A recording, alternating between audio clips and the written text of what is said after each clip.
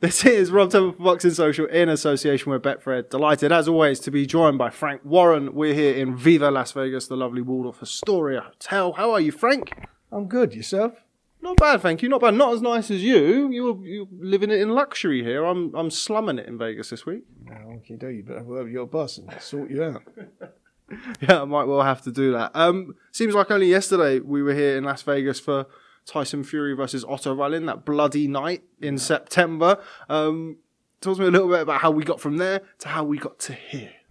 Well, it was always the case that Tyson was going to have his couple of fights, which he had against Wallin and the previous guy, and also that Wilder was going to have 2 fights, and then they would get it on together again. Everybody wanted that to happen, and it's happening. So Saturday, we've got the big fight, and I think everybody's going to be really in for a treat. I think they look in such good condition, both the guys. They've both got real good mindset about it. They're both very confident. They're in their peak of their careers. It's not an old guy fighting a young guy. This is the 2 best fighting the best. And I think that, I just think that this is going to be something special. Just want to touch on kind of the fight week mood, really, at the start of the week. Obviously, I checked in with Tyson on Monday night down at the Top Rank office. Tyson seems very, very relaxed. Sometimes, as you know, as Tyson knows, he can be a little bit tetchy, particularly with the media sometimes in fight week, but he seems very nice, very relaxed this week. Well, I was with him for quite a while last night, and, he is, as you say, very relaxed, but he looks so well. I've never seen him look this well. In the time that he's been with me, he just looks so well in his face, his mental attitude. And, you can see that the fact he's gone into this camp for such a big fight, not having to lose all that weight, is really standing him in good stead. And he just feels so confident about how this fight's going to turn out for him. I haven't spoken to you since the shock split between Tyson and Ben Davison. Obviously, he comes into this fight with Sugar Hill Stewart and Andy Lee. Were you surprised about the split with Ben Davison? I know I was.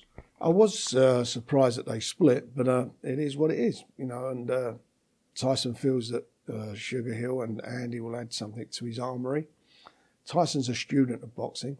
He knows, you talk to him about any fights, he knows all the styles of the fighters, how they fight, and he's he comes from fighting stock, so he's not some naive young guy. He's 30, 31 years of age now. So no one's going to teach him how to box. It's all there, all that natural ability. All they're going to do is try and hone it. When he appointed Ben as his trainer, everybody was saying, "Who's Ben?" And that was a good appointment by Tyson because it worked. And again, shows how astute Tyson is. So Ben was the man for that period. Whatever happened, and now he's in a different place, and more importantly, irrespective of that, it doesn't matter anymore because it is what it is. So we will see on Saturday whether what Sugar Hill and Andy have brought along, what they've added to it. But Andy's a very experienced fighter, very good analyst. You listen talking about boxing on TV. When he works for various TV companies, he always comes across, he reads a fight well, so he's quite a sensible guy and done it at the highest level. And obviously, Sugar Hill's got a good track record as well, so I'm not worried about that. And for me, I always say, Tyson's confidence gives me confidence. You say you're not worried about it, but you're a boxing man. You've been around the sport for a number of years. We saw what Tyson did in the first fight. He had a lot of success boxing on the back foot. In many people's eyes, he won that fight. He's spoken about a different tactic for this fight. Him, Sugar Hill, Andy Lee have talked about sitting down on his shots and going for the knockout, an early knockout. Do you buy into that, or do you think that's part of Tyson being a showman? No, I don't. I do buy into it. And people say, why? Well, he's worried about the judges getting a decision. Didn't get a decision last time, so his mentality is, I've got to knock him out to win. Now, I think the judges will be fair. I hope they will. We're in Vegas. They're all American officials. I'm not too happy about that, but that's where we are because that's how Vegas operate. But they're all American officials. And as I say, Tyson is capable of knocking this guy out. He's capable of knocking Deontay Wilder out. He's taken Deontay Wilder's best shots and got up. That last round of the last fight, when he got up off the floor, he took the fight to Deontay and he caught him with a left hook and wobbled him. He was wobbled, and I think if there had been another round or maybe another 30 seconds, he may have stopped him. And he feels that he's capable of doing that. And I feel he is. You know, it may not be like a one-punch knockout, but the accumulation, you know, and if he does what he does, as I say, it could happen. You've got to look at the two styles. Look at the first fight. Deontay, massive puncher, you know, biggest puncher in heavyweight in the last 35 years or so. Tyson, probably one of the best boxers in the last 30, 40 years as a boxer. Boxing brain, fights on the back foot, the front foot, can switch hit, got great reflexes, hand speed, footwork. He's got a plan A, B, and C. So that's what he's got going. And he's been in with the guy. They've both been in with each other. Can Deontay Wilder outbox Tyson Fury? I don't think he can. Can Tyson Fury outbox him? Yes, he can. Can Wilder catch Tyson, knock him over? Yeah, he's done that with everybody he's fought. You know, he's come from behind. He's, as he says, with him, people are looking to take 12 rounds to beat him, where he can change a fight in 2 seconds. And that's quite a good comment that he makes. However, Tyson can do the same. He can pull that punch out the bag when he needs to. You know, when I thought when he boxed Chisora all those years ago on my show, and Chisora's coming off a lot of good wins, you know, good rated fighters, and he done a job on him. Derek didn't win a second of any round, not a second of any round. Tyson done an absolute job, and that was what convinced me then he could beat Klitschko, which he did, and beat him in style. Is Deontay Wilder a better fighter than Klitschko in his prime? Or Klitschko? I don't know. Has he fought, you know, you've got to look at more than that. Tyson's done it. He's been there and done it at the highest level. Deontay Wilder, the best fighter he's fought is Tyson Fury. He's fought no one better than Tyson Fury. So I think that Tyson, where he's at now and his mentality, I honestly do believe that he can pull off a knockout here. We're just going to let Frank answer the door, and then we'll pick this straight back up. I'll get that champagne. Picking it straight back up there. We've drunk the champagne. We've finished the steak. I can't even remember where we were. Yeah, let's touch back on a few things that you said there. People have spoken about Deontay Wilder as the hardest punching heavyweight of all time. Where would you rank him? You've, as you say, been around the block. Where would you rank him among the heavyweight hard hitters, your Ernie Shavers, your Mike Tysons, etc.? He's got to be up there in the top 5. There's no doubt about that. You know, you got to look at it's the opposition they fought. You know, you look at, say, George Foreman's opposition. You look at Joe Frazier. You look at guys like that. You know, probably better opposition. But you got to certainly put him up there. I mean, he's so loose-limbed. This is a guy. He's not a big guy weight-wise. What is he? You know, 15 and a half stone. So he's not a massive guy. But he has got such concussive power, and he finds it from unorthodox angles. It's like it's a natural thing. And those punches that he finds, the leverage he gets from the bottom of his boots all the way through, and he catches them. You know, you've seen what he's done with people. What he did with Ortiz last time. Although remember, he'd beaten Ortiz before, so he's not found another. He's not like he's knocked out a new opponent. He's already beaten the guy. Beat the guy he's already beaten. So, you know, with Tyson's got a good chin. You know, good chins are guys who go on the floor and get off the floor. So what is he going to do different? I think all he can do different is he going to come in heavier or lighter. Well, I think he needs speed. He's got to match Tyson for speed. So he needs speed. If he comes in heavier, that may slow him down a bit. And where, you know, so what has he got? He's got to be more of an accumulation of punches. He's got to go for it. I think as soon as the first bell goes, I think he's going to come out fighting.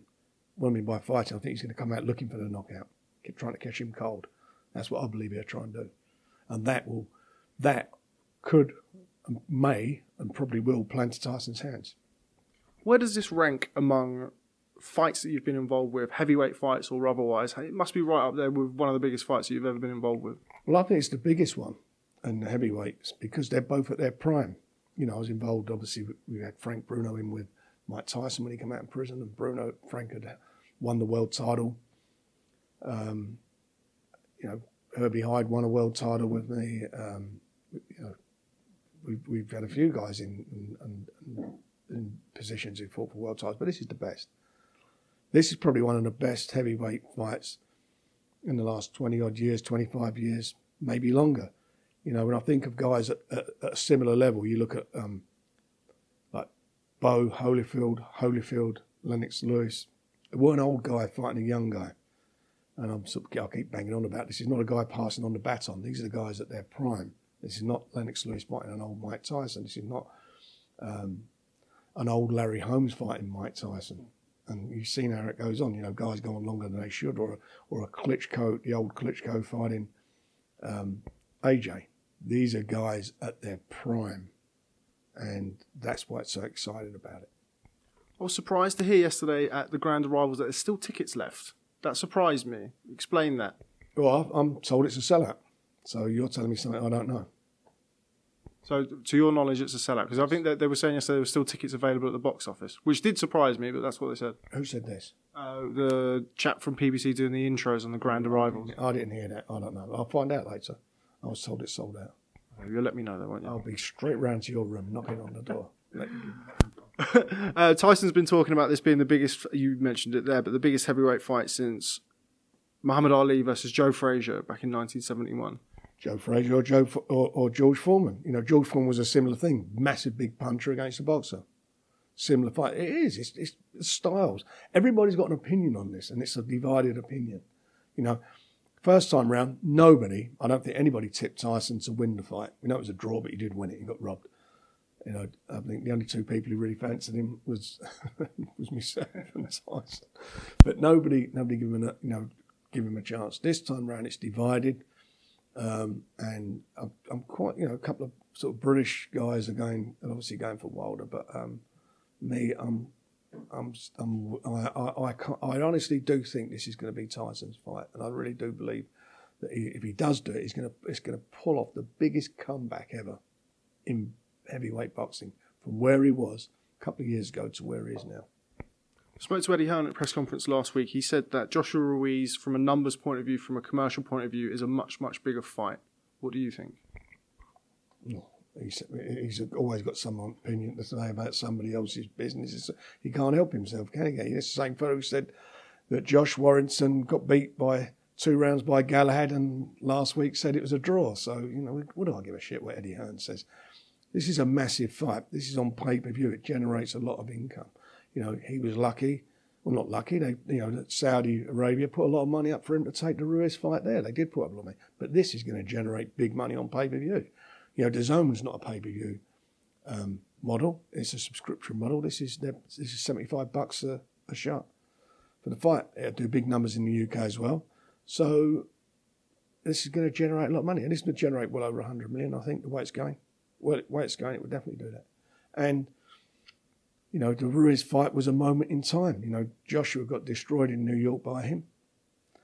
And there was that, it was such a big thing. And Saudi Arabia wanted to get into boxing. The Saudi Arabian government put the money up for him to take the fight there. So, and good luck to the fighters. They've done well out of it. And I'm sure he did well out of it. So that's how it is. But this fight is a massive fight. And the loser gets the opportunity to call for the rematch. And depending on how this goes, this fight, there could be even a bigger fight. And, who knows? It might wind up somewhere like that. Saudi Arabia, who knows? It's going to come on to that later, but as soon as you've touched upon it now, let's talk about that now. The third fight, is that set in stone? Is that contractually agreed to already? It's contractually agreed that the loser has a short period of time to call the rematch on. And barring, it's probably an easier question to ask. Under what circumstances could you imagine the loser not calling for the rematch? If he didn't fancy it, or he retired. You mentioned Anthony Joshua versus Andy Ruiz. Anthony Joshua's come out in the last week saying he's backing Tyson. He thinks Tyson's going to win the fight. He wants Tyson to win the fight. Why do you think he wants Tyson to win the fight? I've got no idea. It's a big fight, isn't it? Him against. Look, why does he want Tyson? Would be that is a massive, massive fight for I think even here now, but certainly for the British market. Tyson's a big star in America. Those two fights he's had on ESPN drew big numbers. You want to talk about numbers? The amount of people who've seen Tyson box in America compared to the amount of people who've seen AJ fight in America on DAZN, compared with the audience that he gets on ESPN, is no comparison. So he's more well known. He's probably more well known than Wilder when you think about it. Why does AJ want the fight? Well, he's in the slipstream with these two guys. The best of the two undefeated, lineal champion and WBC champion. The two undefeated fighters, the best are fighting the best. AJ was exposed against Ruiz, so now he's the third best heavyweight. And who's he going to fight? He's got to fight Pulev next. Then he's got another defence against Usyk. Anything can happen in those fights, as Ruiz has proven. You know, if anyone gets to him, is he going to take the shot? Is he going to change his tactics, how he fights now? So the big fights, the big paydays are against one of these guys. And whoever comes out of this fight on Saturday will be the number one heavyweight in the world. So I'm sure AJ wants to fight him. I mean, he might get 40% now of the thing. We'll see what happens. The narrative seems to be that they feel a fight with Tyson would be easier to make than a fight with Deontay Wilder. Would you agree with that? I don't know. You've got to ask Shelley Winkle. You've got to ask Shelley. Why would Wilder not want to fight AJ? I don't see why that wouldn't happen. But it's not going to happen anyway because he's going to have to fight Tyson Fury if that's the fight that we make. And it will be a 50-50 show, 50-50 fight down the middle, as I've been saying from day one. And that's where it goes. You mentioned Saudi Arabia. You mentioned how big a fight that would be for the British public. I'm a British boxing fan. I'd like to see Tyson Fury versus Anthony Joshua at Wembley Stadium. Would that be realistic? Or if a big offer came in from the Middle East, could you see the fight potentially going there? Look, I'm a British boxing fan and I'd like to see the fight at Wembley Stadium. I'd like to see it at the Arsenal. But I'd like to see the fight happen. But having said all of that, will it happen? It's going to be where the money is, where they can make the most money. It's going to be like their career-defining fight. You know, George Foreman, Muhammad Ali went up in Africa. The Thriller in Manila, two American fighters, they went abroad. You go where the money is. That's what they are, the professional boxers. You know, look at the football players. Bale went off to Real Madrid. You know, our guy from Arsenal, Ramsey, he went off to Italy. That's what sportsmen do. They've got a very short life of earning money as professional athletes. They've got to go where they can get the most money from.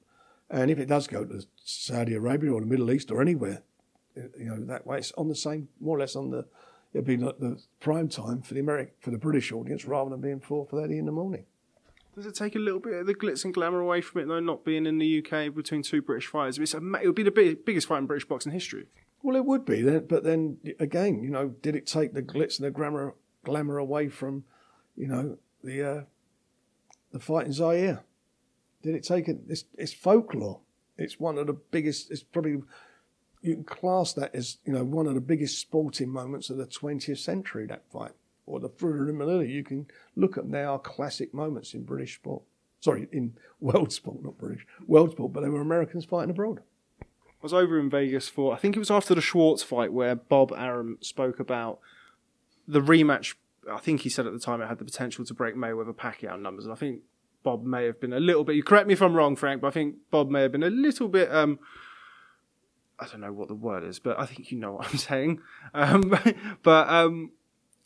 Much has been made about going into this fight with BT and Sky, kind of duking it out for the rights. How many, I mean, Mayweather-Pacquiao did like 4.5 million or something. How many buys does it have to do for it to be a success, so to speak? Well, it's got to get up there what, for this fight, you mean? Well, it's got to get over 1 million buys to be a success, and I'm sure it's going to do that. You know, Bob's talking about two, and the interest in it and publicity. I mean, you know, in this country, in the States, Fox and Showtime. Sorry, start again. In this country, Fox and ESPN have done a tremendous job promoting this. I mean, it's everywhere. I mean, I think Shelley said yesterday he's never seen such promotion. So we'll see if that translates into sales. You know, ESPN have got an app now, and they did the last McGregor fight did over 1 million buys on the app. So it could hit these numbers, could hit 2 million. You know, everybody's sort of enthralled about it. It's not like it's not making news here. Certainly back home, I think it's going to do big numbers. So it's a big fight. You know, it's a guy. You know, with Deontay Wilder, for me, he's a fantastic fighter. He's got a lot about him.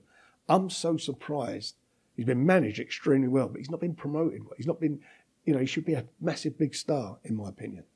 If he was in the UK, could you imagine? He'd be a huge star, and he's very, you know, he brings a lot to the table. But Tyson's eclipsed him. You know, Tyson's a natural entertainer. So these two guys, I think, for this fight, there is going to be a crossover audience. You know, Tyson has been on WWE. You know, he's done a lot. He's done a lot of stuff. So he's been seen in other arenas in the States now. You mentioned BT and it doing big numbers back home. Being at 5 o'clock in the morning, obviously we've seen in December with Joshua Ruiz, the pay-per-view price going to $24.95. This fight is $24.95. How much of an impact do you expect that to have, and the fact that it's at 5 o'clock in the morning on the British buyers in the British market? Well, you know, all the big fights are more or less that time, aren't they? So, you know, that's what it was. You know, you mentioned McGregor and Mayweather, done massive buys on pay-per-view in the UK, all around the world. It was on the same time. Even it was a little bit later, wasn't it? So it is what it is. People want to see something, they'll watch it. I mean, I used to do the closed circuit boxing before pay-per-view was invented. People would get up, go to a cinema and pay 20, 25 quid for one person to sit in the cinema and watch the big fights, watch the Haglers and the Hearns and all those fights, the Sugar Ray Leonards. They'd pay the money to go and see that because they want to see history, see that they're investing in the sport. And I think that, you know, it'll do good business. I think the problem is, over here, no one talks about this. This is a British thing. You know, why this 25, this is how much is this? That's a real British thing. Out here, the price is set. If you was watching it in the States, you're paying $75. Normally, they go up to $100, some of these fights. So you think about that, you know, it's you know, that's what it's cost you. If it had been on closed circuit, we'd have had a massive audience out for that. But it'd have been one ticket and it cost you 25 quid. Final one on this week's fight before I ask for your prediction, which I have a funny feeling I know what you're going to say. I was at the Top Rank office the other day. Obviously spoke to Bob. You're involved with Tyson. What is your role promotionally? Is it a co-promotion? What's your role with Tyson as it stands now? Well, we're co-promoters in the US with Top Rank, Bob and myself. And we promote him around the rest of the world. When we work together in the UK, that's what we are. What do you make of Tyson's comments about his future? He said that after this he might only have 2 fights, he might only have 3 fights. Do you take that with a pinch of salt? He's the type of bloke who can kind of change his mind when the weather sometimes. I don't even think about it. All I care about is this fight, and he'll do whatever he wants to do. At the end of the day, he's the guy getting in the ring. It's his decision. Whatever it is, I'll support him 100%. If he's not got the desire to want to box, then I don't want him to box because that won't be good for him. From one heavyweight dust up to another, I was in the gym yesterday with Mr. Joe Joyce, ahead of his bout with a certain Daniel Dubois coming soon in April. It's all very exciting, Frank. It is. I mean, we've got, you know, you think about it, we've got the 2 best heavyweights in the world on Saturday, and then we've got the 2 best up-and-coming fighting each other in London on the 11th of April at the O2. So I'm delighted that we know what we're putting together here and what we're involved with. And especially in the heavyweight division, it's quite sexy at the moment, certainly for British fans. Sam Jones said in an interview yesterday that he felt that Joe was I think he referred to it as the stepchild in the relationship with yourself and Daniel Dubois. What do you make of those comments? Essentially, he's insinuating favouritism. Well, he may be right. You know, Daniel came with me from a very young age, and I signed him at a very young age. I've done a promotional deal with Joe. And I enjoy promoting Joe, and I like Joe as a person, and we are where we are. You know, at the end of the day, it doesn't matter about what I think. It matters that we're delivering for the British fans, and that's what I set out to do. You know, if we don't make these fights, then everybody says, "Oh, you're keeping them apart. You're putting them apart, put them together, then there's favouritism." You know, you can't win. So yeah, I don't give a monkeys about it. All I care about is we got the fight on. Sam's. You know, he's got his opinions about lots of things. I like Joe Joyce. I've got a lot of time for Joe. And even, you know, if he gets beat, whatever the decision is going to be, it's not the end of the world for the loser. Go and ask Dillian White. Go and ask Derek Chisora. And these guys, and certainly, you know, he's a baby compared with them. Daniel. And Joe's got a fantastic pedigree. So it's not the end of the world for whoever loses the fight. But for the winner, he's going to be the mandatory challenger by the end of the year. You say you like Joe Joyce. Do you like Sam Jones? Sam's all right, yeah. I do like Sam Jones. I've got no problem with Sam. He does what he's got to do for his fighter. He goes and bangs the drum for him. That's what managers are supposed to do, and that's what he does. One or two comments from the initial press conference surprised me, I think, to say the least, from Daniel. I've not seen that side from Daniel. One or two unsavoury comments, particularly one about Joe Joyce's blind mother. What did you make of those? Were you surprised by those comments? Well, I didn't notice his mother there, but his mum, I spoke to her after, she's a really nice lady, and, and obviously respects his mum, but his mum was, comments that she was making to him was basically saying that he pulled out of fights. So, and I didn't realise who she was at the time when she was saying these things, but he reacted to it and said what he had to say, and it's a press conference, it's not a mum conference. Reminded me of when the mum went into the ring all those years ago, Frank, on your show, yeah? Yeah, my show. She should give him what for. So don't upset mums. It's the worst thing you can do. Daniel, I believe, you correct me if I'm wrong, in the last WBO rankings was number 3? Yeah. Number 3. If he comes past Joe Joyce, who's obviously, I think he's above the number 1 contender with the WBA, he's WBA gold champion, surely he's kind of going to be in a position there where it's got to be world titles, or he's going to be thereabouts with Daniel, which seems remarkable to say for somebody so young. But when you're at that kind of ranking with the WBO, you beat a guy who's so highly ranked in the WBA, surely it's got to be world titles thereabouts. That's what I said. The winner of this will fight, as it all pans out by the end of the year, they'll be the mandatory. They've all got commitments. AJ's got Pulev, then he's got to fight Usyk, unless he vacates one of the belts. We know what's happening with Tyson, and a rematch if the loser calls for it, or a unification. But in the meantime, the objective is that big fight in London, significant fight in London on the 11th of April, will determine, I believe, who's going to be the next mandatory for these 3 fighters. So would it be the WBO that he's most likely to become mandatory for? I don't know. It'll be up at the end of the day. It'll be up to the organisations. I mean, this WBC silver belt's on the line as well, and that got Dillian White in the number 1 spot. So that's why we're doing what we're doing. I just want to get into a position where the winner the champion will have to fight the winner, and we're going to have no big problems. It's not going to be a voluntary. It'll be, this has got to happen. This is mandated. Vacate or you fight him, and that's where we want to be. Where are we standing with the undercards? Heard 1 or 2 whispers about Anthony Yarde potentially returning on that show in April. Sonny Edwards, I know, is potentially in line this year for a WBO world title shot. Where are we? Is it still a bit early for the undercard, or we got some stuff that we could potentially talk about? Well, we want to get this week out of the way, but the undercard's coming together nicely. Anthony, he will fight on the show, yeah. What type of opponent? Because we saw Anthony return of sorts. He had to quickly pop to Spain and have a 6-rounder, I think they had, or a 4-rounder. What was that? Because that was very, very under wraps until I think the Friday Mr. Benson broke the news. And it was a pretty much, I mean, in boxing you tend to not be able to keep anything secret, but I didn't know about that fight. I didn't know anybody who knew about that fight. What happened there? Explain that. I didn't know nothing about that fight. Well, he had a hand problem, and a fight was made to see how it would work out. Does it have anything to do with the WBO rules that you cannot fight in an eliminator for a title on the back of a loss? Well, the WBO have called for 2 eliminators to fight for their vacant title. So if one of those guys pull out, then Anthony Yarde will have the opportunity of jumping in their places. The only reason he couldn't be in an eliminator was because the fact that he's come off a loss. That's something else that I've heard. So the WBO light heavyweight title is obviously vacant at the minute. It's Canelo Alvarez vacated the title. You've got Umar Salamov, another Russian chap. Sorry, I didn't get much sleep last night. I'm still jet lagged. What can you tell me about that 4-man tournament for the WBO title? And is it realistic to expect Anthony to potentially either join that if there's a dropout or potentially face the winner? Well, he would join it or face the winner.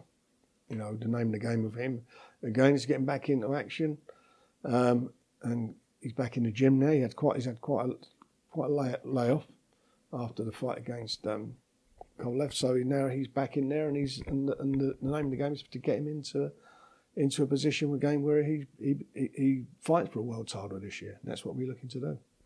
What type of level of opponent can we expect to see him in on that April show? As you mentioned, he's been out of the ring for a while, but he has just boxed for a world title, gave a good account of himself against Sergey Kovalev. I think, speaking on behalf of British boxing fans, we'd love to see him come back in a meaningful domestic fight. Is that realistic? Well, that's what we're working on. I'm meeting with Tunde when I get back, and Anthony, and we'll see where we go from there.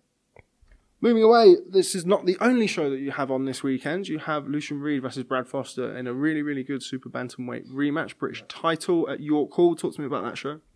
Yes, as you say, it's a good rematch with a lot of our youngsters on the undercard. And I'm really looking forward to actually trying to get the Cedar fight out here before our one. So I think we're going to get a decent show there, and it's good that it's on ITV.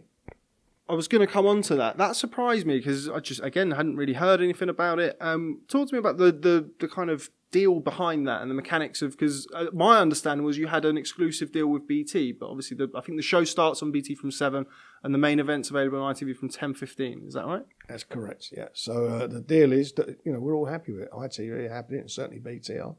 And that's hopefully going to be the first of many that we do. Is that something that was always the plan? Is that something that's been preempted by anything recently, or was that just an opportunity that came up? It's a bit of both, really. It's something that we've discussed, which helps to get fighters broaden their fan base, get the awareness from them, and what preempted it obviously was Tyson's fight, because it's a great lead-in to Tyson's, and it helped with the pay-per-view and the box office numbers, I believe. Is that something we can expect to see going forward, more of your shows going on to ITV? We will see. We'll see if this one's a success, but I'm confident that everybody's going to be happy with what we're doing. And just finally, as you know, I've been a very, very long and loyal subscriber to Box Nation. We saw Box Nation back recently. It was like getting an ex-girlfriend getting in touch with you after a while. That's what it was like for me. But it's back. There's more shows. There's international content on there. Talk to me about that, the resurgence of Box Nation. Well, it never went away. It's been on the screen. When's it been off the screen?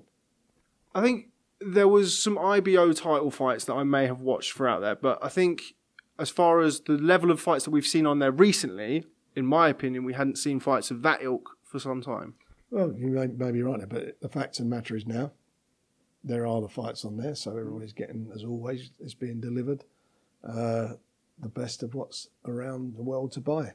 And that's what's happening, so Box Nation subscribers are being looked after. That's good to hear. Could you expect to see some of your shows going back onto Box Nation? Not at the moment, no. Not at the moment. We are 100% with BT. That's where our promotional contract is. But we put some stuff on, or we're putting this fight on ITV, and as I say, there may be more of them. We'll see, but we'll see. Nothing's never a definite no, but at the moment, nothing on there from us. Just popped into my head. I know I said it was the last one, but you know what I'm like. Liam Williams, he's making quite a stir in the middleweight division.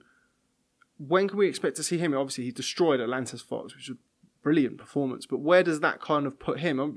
It kind of reminds me of the situation that you had with Billy Joe Saunders before Billy Joe went away.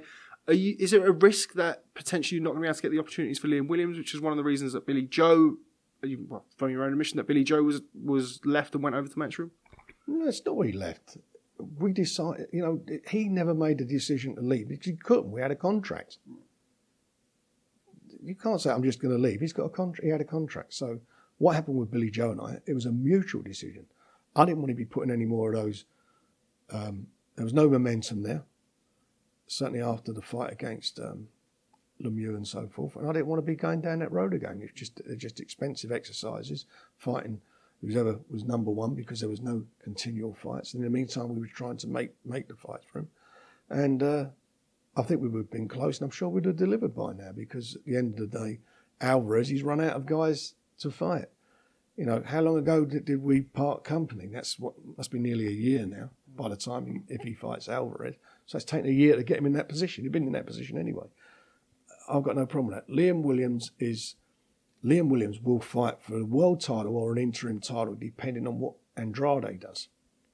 He's been ordered to defend the winner of his fight will be ordered to defend his title.